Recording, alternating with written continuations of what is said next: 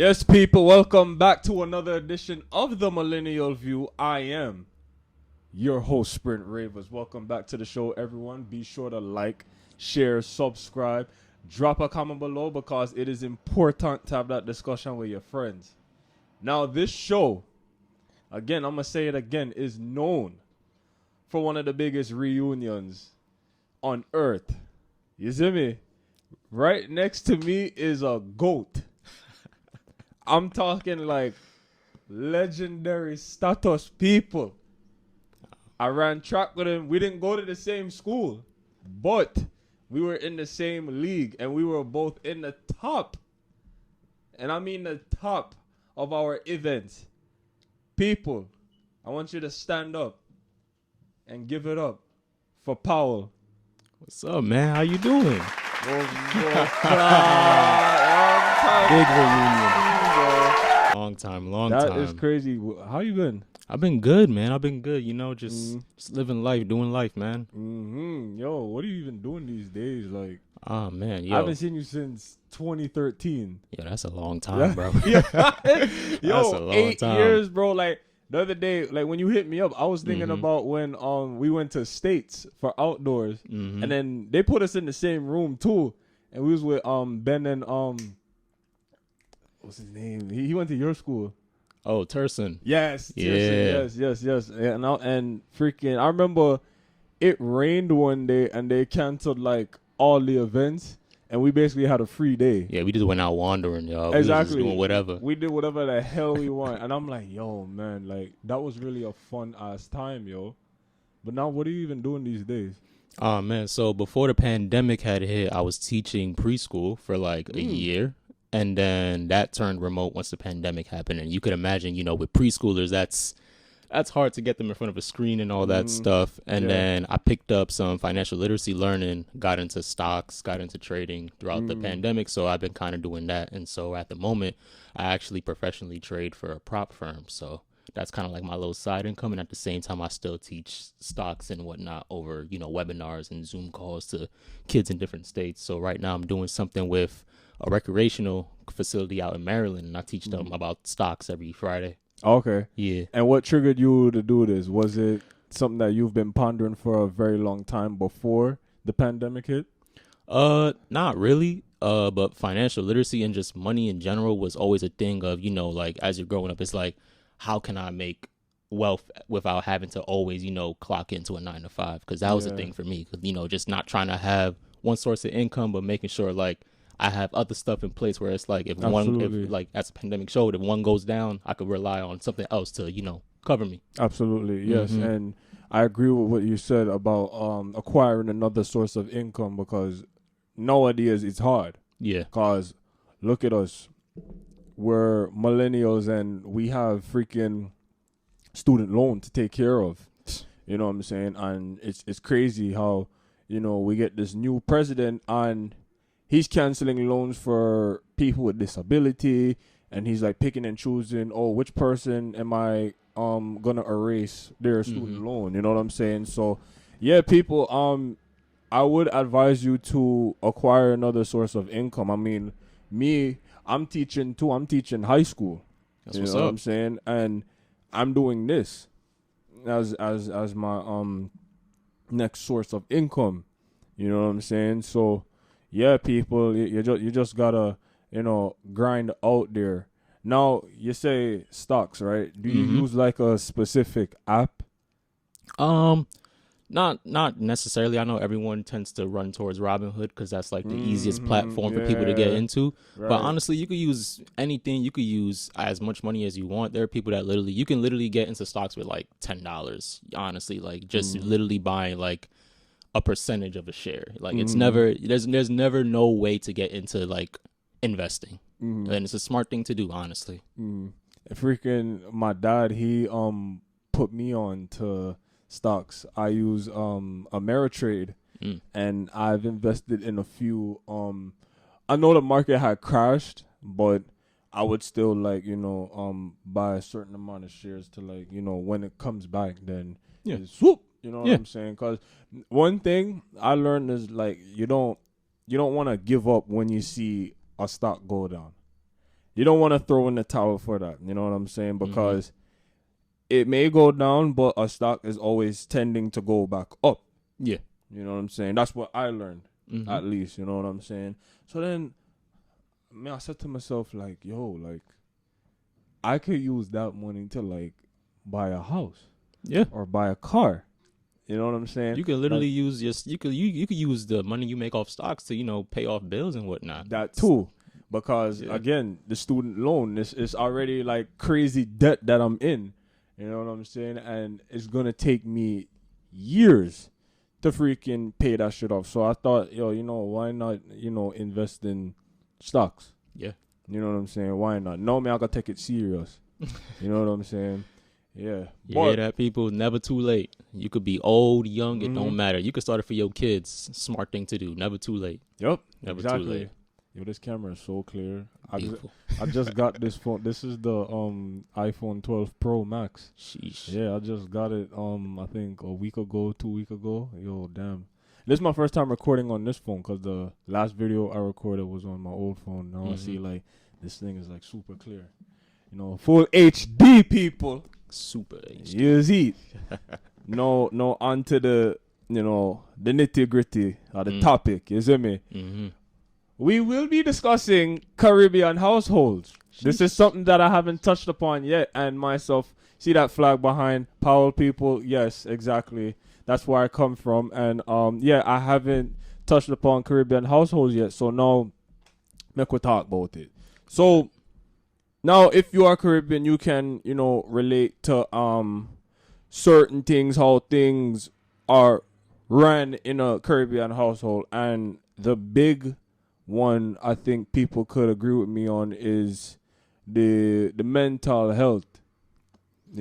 So for example, a child is like going through it and they have no one to turn to because they get shut down instantly by their parents.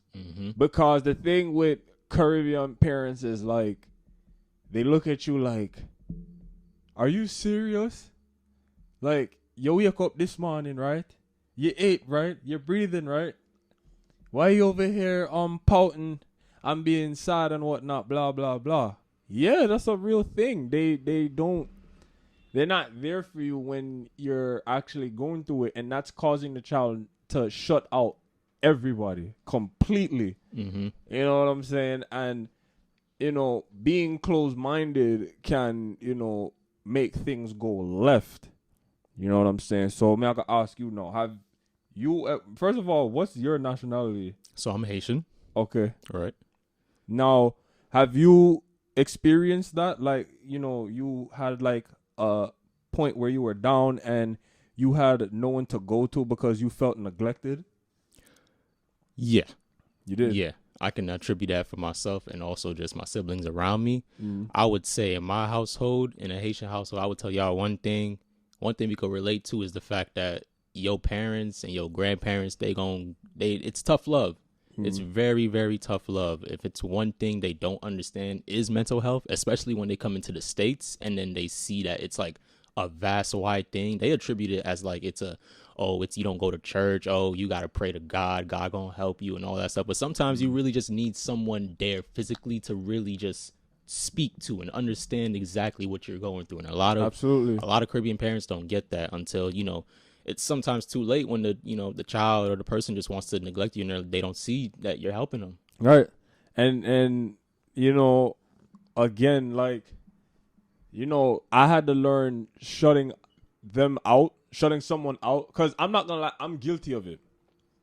Believe it or not, I've had, friends that will come to me about their problems and whatnot, and I ended up picking up that same behavior where parents will be like, but you wake up this morning, right? And you're breathing, right, on Ray. Because me personally, and I'm not trying to toot my own horn, I didn't have any down point in my life or whatever with, anything. I didn't have any of that, So now I'm over here picking up, the things that these parents are saying. And I'm like, oh, man. Now I'm working in a special ed high school. You know what I'm saying? And now I see like depression is a real thing. Mental health issues is a real thing. Social anxiety is a real thing. Very real. You know what I'm saying? So now I'm just like, wow. And that just made me think about the times where, I would neglect somebody when they try to come to me with their problems. And I'm going to be real and straightforward right now. I do apologize for that because now I see like, yo, this is a real fucking issue. You know what I'm saying? And, it's I don't know. It's so common. So being that you're Haitian, right? Mm-hmm. And I don't know if you plan to have on children, would you raise that child just like your parent raised you, or would you raise them differently? Like actually listen to them if they're going through it? I would most definitely listen to my children. I wouldn't really raise them in the same sense of like tough love, because that only goes so far to the child's understanding of what tough love is. Someone might interpret that as, oh, they don't like me, or like it's like they're saying like, yeah, I love you. And it's like, do they mean that? You know what I'm saying? So it's like, I wouldn't give that same energy to my children, because like from my own experience, being with preschoolers, like even with young children, you can see just how much tender love and care really aids in their development. It really, it brings out a better person in them. It brings out something that's more brighter than what their parents can even see in them. Like, and most parents don't even see that. Most parents don't even know that they have really, really talented, special kids on their hands, yet they neglect them. They neglect them from doing things that they might like to do because, they don't think that's useful, or if it's a worthwhile thing. I know in my household, the biggest thing coming up is we want you to be a doctor, lawyer, or a surgeon. It's like there's always societal pressures on you, there's family pressures on you. It's just pressure and pressure, and I wouldn't want to give that same pressure to my kids, because it don't get me wrong, they brought out the best in me. They brought out the competition in me to always want to better myself, but it's only to a certain extent where you can just keep going until you feel burnt out. And then once you feel burnt out and you try to go to them, they're like, no, keep going, like, do this. And it's just like, no one's here to really understand how I'm feeling, how I'm truly, seeing life. And, they're not seeing it through your lens. Exactly. Especially for them, my family growing up in Haiti, it's one thing I've come to understand over time as well with them is that, the way they grew up, they didn't grow up into the same, life can be carefree and all that we get here. For them, it's, you grow up at a certain age. If you can go out and fetch water, you're going to do it. You can go out and go, grab groceries or whatever, you're going to do it. And it's just like trying to adjust to that life with them here and them trying to press that upon us. It's kind of difficult. There's those two culture clashes, generational clashes. It's very, very difficult. So it's like, I think a lot of the time communication needs to be a very, very big thing in the household. You have to communicate. The thing with Caribbean parents, they want to brag about their child. Oh, that's a big That's what it is.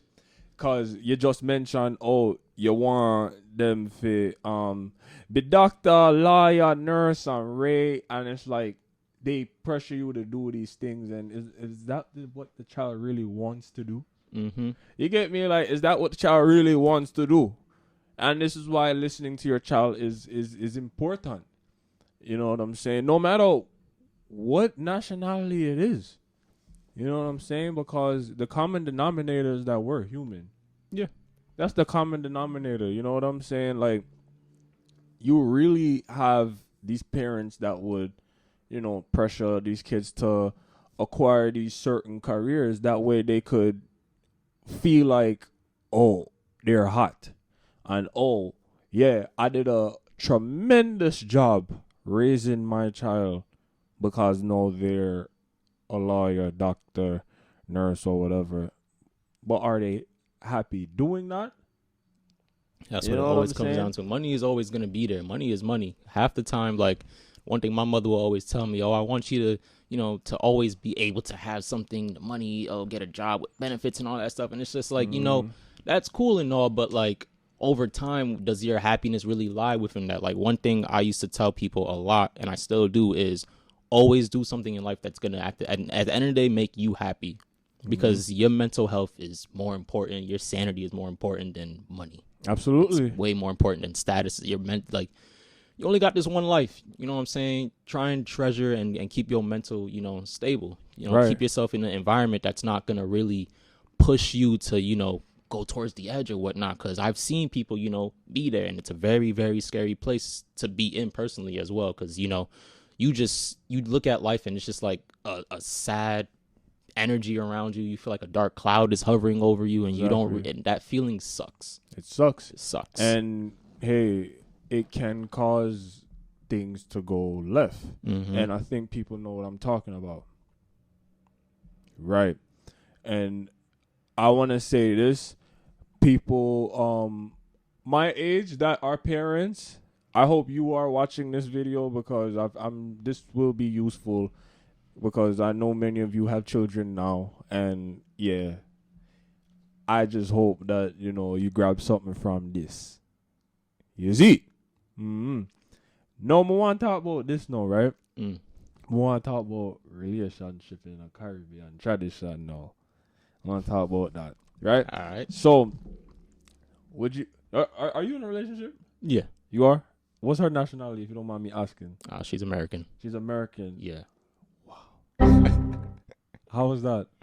Hey man, I'ma say my mother she don't really mind because she treats her like she's her own daughter. She loves her insanely. Okay. My girl, she had to, I guess, adjust to understanding how Haitian culture is and just how, what the expectations usually are, Okay. this is, Caribbean parents, you guys have expectations for literally everything. Even when it comes to relationships, they're like, yeah, because you're going to have grandkids and your grandkids going to do this, your wife going to be that and all that, Right. Big expectations, but like, in terms of her understanding our culture, she's adapted to it pretty well. It took some time for her to just understand, oh, this is how, this is what they eat. This is our religion. This is what we do. This is how our country is shaped and formed. Like it takes some adjusting, but I think, it doesn't, I personally don't think, you have to, be with the same person of your nationality. I don't think you got to be with the same nationality. Like I don't have to specifically date a Haitian person, Okay. There's nothing really too worthwhile about, always, dating the same type of nationality, but like it's a very interesting thing to have two different cultures come together. I would like to understand how, when the time for our families to like really come together, how that's going to go. I think that's going to be a very interesting experience. Because here's the thing though, right? You had patience. I have a lot of patience. You definitely had patience for that because you have a lot of people that wouldn't have any patience with any American person that they are with because Americans don't really understand, the Caribbean culture to the fullest extent. For example, right? Carnival. What do we do in Carnival? Oh, man. We party, we fet, we dance, we have an amazing time, y'all. Exactly. Dancing on everything that's walking. Everything. You know what I'm saying?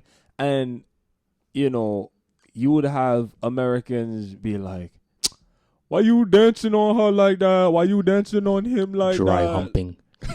That's what they call it.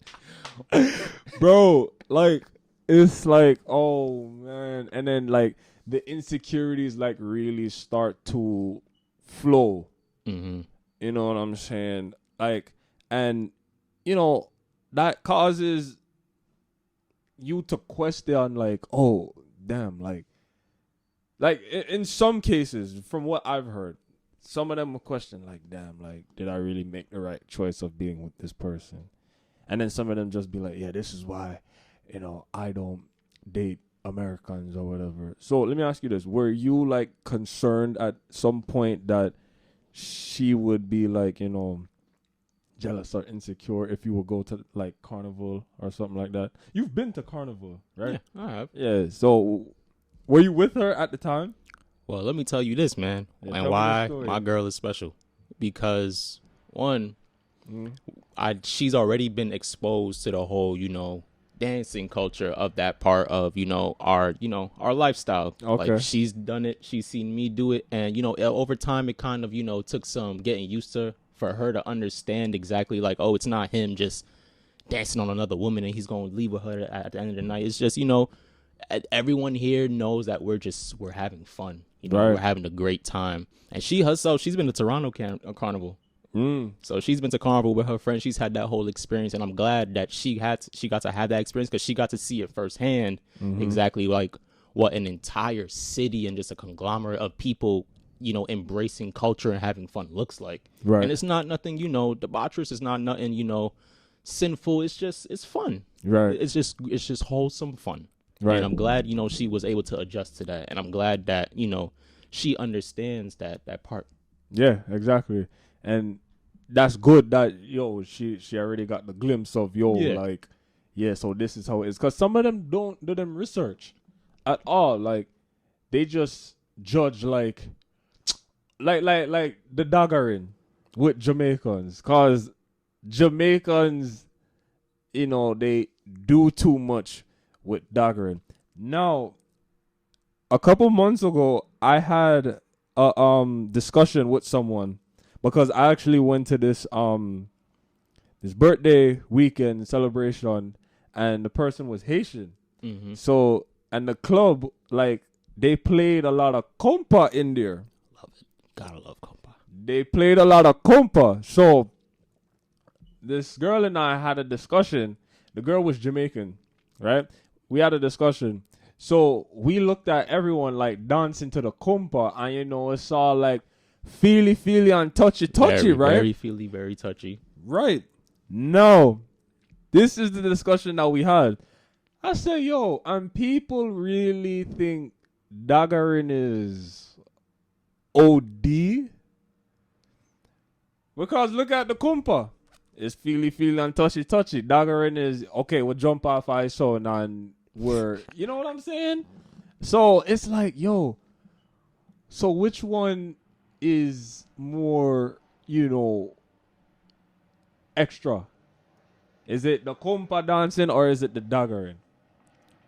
I think both could be extra. Personally, I would say daggering is probably a extra because, dancing, I've danced, I'll dance. I love compa. All of our Haitians know we gonna dance to some gouillard and some compa, and we gonna grab our significant other, or we gonna grab a lady, and it's literally like she's right here with you, and you really just you feeling her, right? Yeah. Daggering is more so like well, the way I would think of it, we're gonna get creative. I'm gonna go grab this ladder. You gonna lay right here on this mat, and you gonna spread out, and I'm gonna do a 5-star frog splash off the ladder.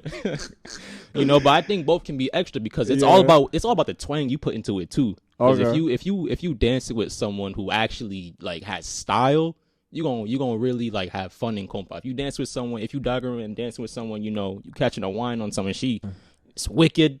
You gonna have fun. You gonna get creative. It's just the heat of the moment. Heat of the moment, absolutely. I like that response. I like that a lot. Yeah, I feel like there can be a balance between the compa and the daggering still, but as long as you put your own style into it, then like you'll literally be at a Haitian party and watch your parents and your uncles and your aunts dancing the compa, literally just being touchy-feely the entire night. Like there's a balance between it too. Like maybe us younger ones, us younger generation, we might be a little too much extra because we have that energy. We can do that, but there's a balance between it. Right. Yeah.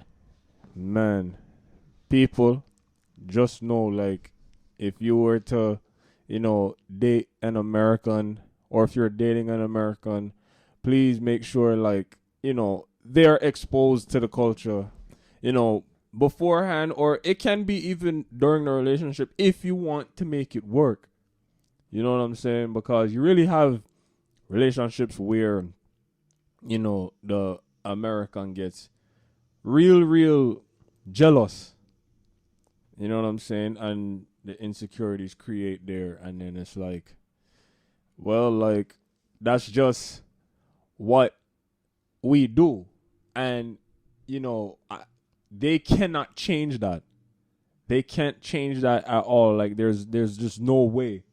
You know what I'm saying? Like, you're not going to walk up to a Trini and be like, oh, stop going to fets. No, they've been fetting all their life. Mm-hmm. They've been fetting all their life. That's not going to change. You know what I'm saying?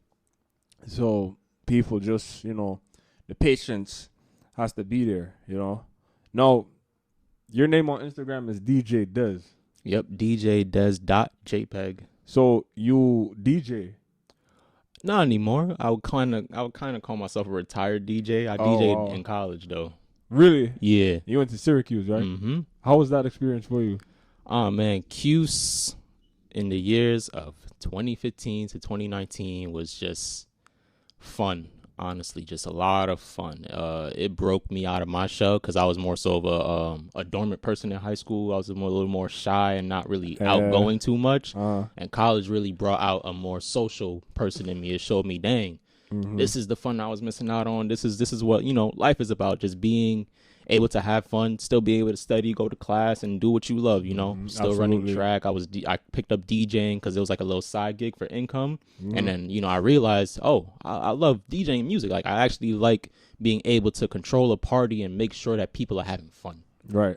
It's crazy that me personally, like, if I could, I wish I could pick that up because the amount and people could agree with me on this. The amount of dancehall that I know and the amount of music where me know, DJing would be a cakewalk for me. It's a fun hobby. It's a fun hobby. It's a fun job for those that do it as a full-time job. It's fun. I feel like I was scared though because I was afraid of transitioning wrong. Like not be able to catch the transition when I'm transitioning to the next song. Like I overthink that. Like when cause I always listen to mixes, right? And then like how the fuck do they do it? How do you catch it like on point? You know what I'm saying? Like I feel like how long did it take for you to fully like adjust to the DJ and like get your transitions done right? How long did that take? So I had started DJing my sophomore year, and it took me about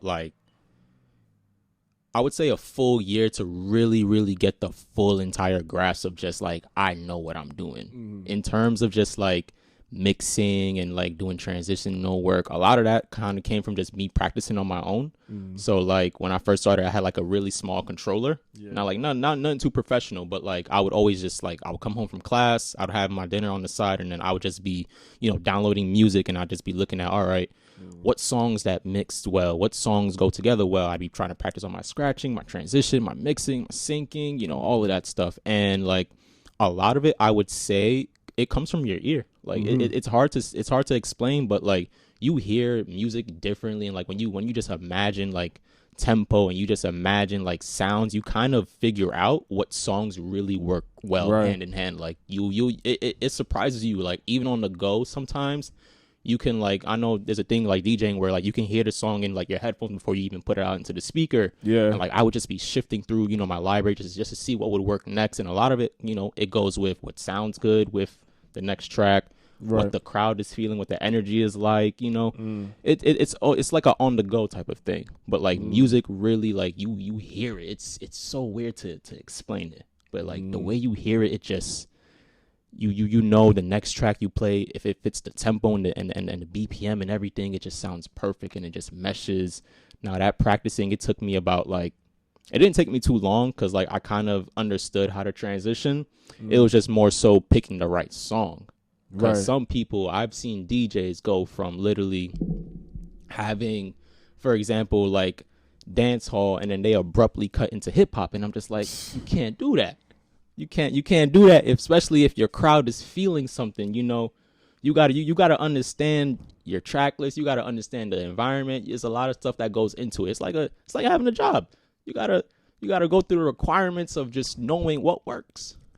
The amount of events I've been to when the selector them would play dancehall and them transition into hip hop, I'm just look on them like them are done said.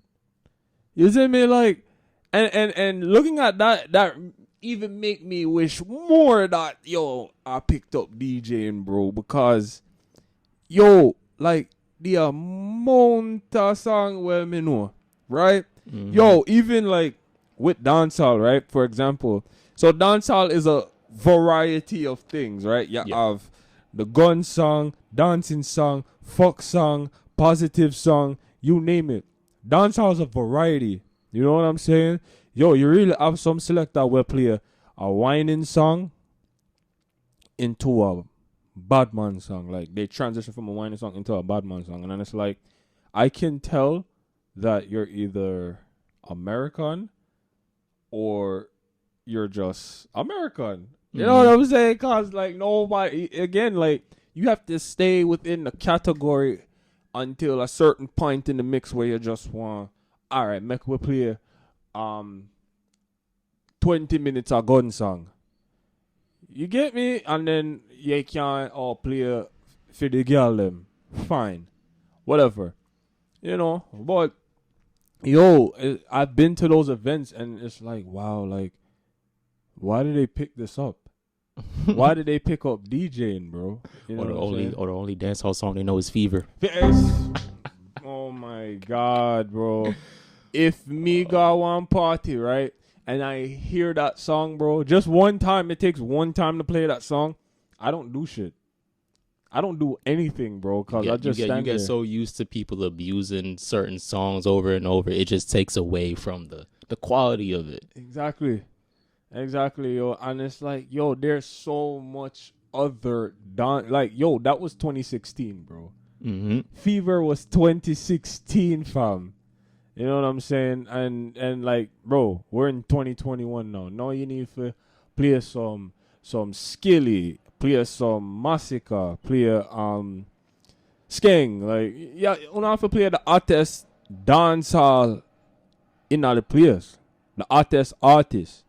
You know what I'm saying? Keep up to date. That's the purpose of being a DJ. Keep up to date. Yep. Yes, know all music, but you have to keep up to date. Update your library.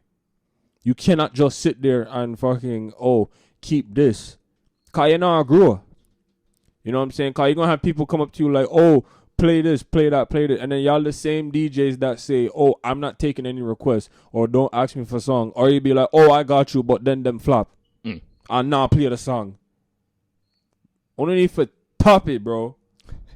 For real. Only need for top it. Man, I know if I go back into my hard drive, I have probably almost every song that released minus Afrobeat from 2015 to 2019. Because it's just like you have to keep downloading music. Like every week you will hear new music. If a carnival comes out, you're gonna hear new music. Exactly. Like you got to keep up to date. Right. You got to keep up to date, because then you go to, like, for example, at Cuse, I know we had we didn't have too big of a Caribbean like number of like students, but we had enough where it's like we have our own little conglomerate of like students who really mess with Caribbean music. Right. And like it was to a point where like we were even having American students like transition into, when are you gonna play some dancehall? When are you gonna play some soca? Like you really can grasp people into that, but you got to give them the right stuff to get into. You can't just be playing like the regular old song, because then all the Americans, they gonna love Fever, but then all the Caribbeans over there, they looking like, when are you gonna play some real exactly shit? You know what I'm saying? Yeah. So like you gotta stay up to date. You gotta know your environment, and just also have fun with it. Don't force it. Just have fun with it. Music is an art form. It's natural. It's an expression of yourself and how you feel, and it's also an expression of just the people around you and what they're loving and what they're hearing. You know what I'm saying? Correct. You heard it here first, people. Americans will want to hear Fever, but Jamaica want your Dexter. You see me? Like, come on, bro. Like, it's all about the balance. DJs, all my DJs. Yo, the other day, like, I had one of my friends on IG, big up Rafia. She fucking ranted, bro, because she's Trini and Jamaican, but she embraces like the Trini side more. Yo, she ranted because Labor Day this year didn't feel like Labor Day, to be honest, because there was no parade, or there weren't any like events being promoted like that.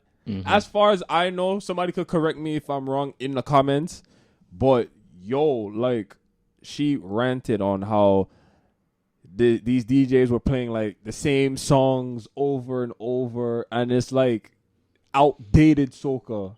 You know what I'm saying? Cause with soca DJs, you have to be like on top of your shit. Like you gotta have like when 2021 hit, you gotta have the soca 2021 by the end of the year, at least by October, because fucking Miami Carnival, right, is in October, so they have to have all that shit.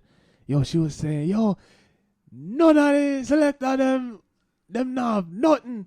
Them have nothing, like when I joke, alright. And I'm like, oh damn, like it must have been a bad thing. Like but this is the problem.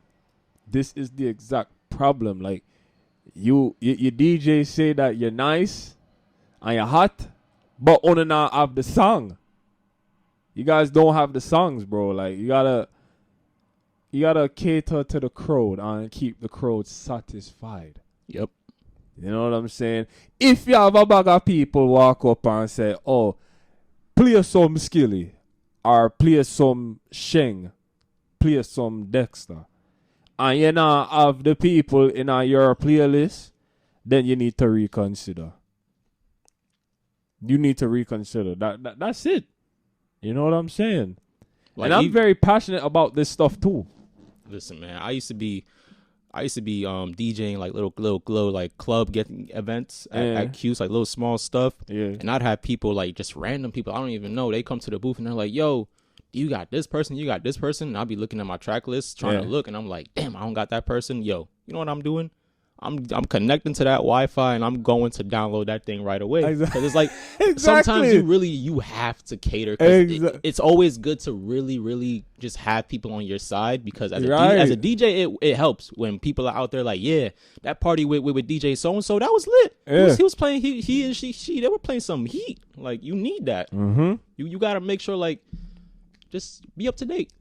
Because I know that would be something that I would definitely do if I was a DJ. Yo, whenever I hear that song, let me get it right now. Honestly, man, I remember we DJ'd this one party for there was this concert that was happening, and Smokey Margella and Christian Combs, we did like a little like after party with them. So like they came, and they were shooting a music video. On You're lit.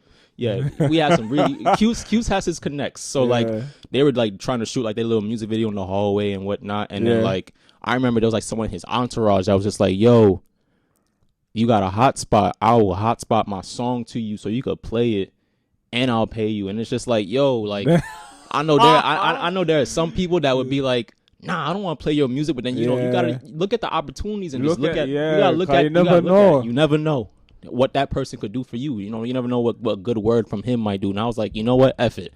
We didn't have no Wi-Fi there. I was using his hotspot trying to download his song. Right. We played the song. Like, you gotta cater to your environment, man. Cater to your environment. It's only right, people. You know what I'm saying? It's definitely only right. Lord Clark. But Mr. Powell, yo, it was a pleasure having you on the Millennial View. Man, of course. Thank you for showing up and talking this talk and having this discussion, clearing the air when it comes to Caribbean traditions, Caribbean relationship. You know what I'm saying? On DJing, because the DJing part, I definitely have to get that one off. I think you should definitely explore if that's something you want to do, man. Yeah. I'll go look into it and see what make you handle. Tell the people they can find you on social media. Hey man, if y'all want to follow me on IG, go at djdes.jpeg. I post nothing, but at the moment I'm going to start posting stocks and more so Forex stuff. I also have an academy, so you can also follow that at All Pro Traders Club. And yo, thank you for having me, bro. Absolutely. Yo, you got it, man. People, this is the Millennial View. Sprint Ravers alongside my brother Powell. I'm out.